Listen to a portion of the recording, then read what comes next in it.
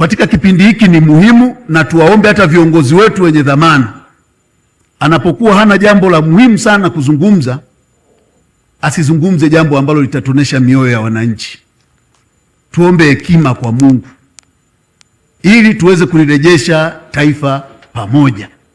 Hapa tulipo sipo, na tusipokuwa makini huko tuendako siko kabisa. Tutafika mahali ambapo tutashindwa kurudi tulikotoka. Ni rai yetu kwamba zaidi kwamba tuangalie namna bora na shirikishi yenye kuaminika na wote, na msingi wa kutuongoza katika hili iwe ukweli, haki, uwazi na uwajibikaji. Hili litaturudishia matumaini. Nia yetu tuwape. Unajua, mtu anaweza asipate kitu, lakini akiona hata sefuria inachemka kumbe ni mawe, anaweza kahisi viazi vitapikwa, tutakula mchana. Kwa hiyo kelele na vilio vinaweza vikapungua. Tuangalie sana hilo.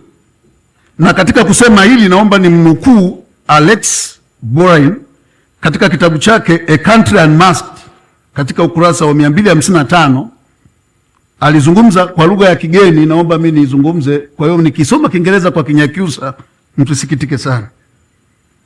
To forgive after the acceptance of accountability and the responsibility by the person concerned is an act of grace, and give an offender a second chance to ignore or overlook the offense is an act of impunity.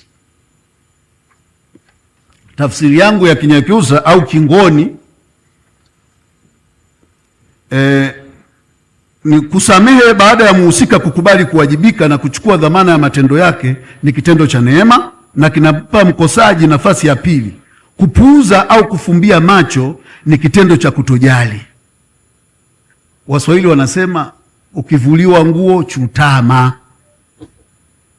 Kwa hiyo ni muhimu tulione hilo kama taifa wote, na tuongee kwa ukweli bila kufarijiana.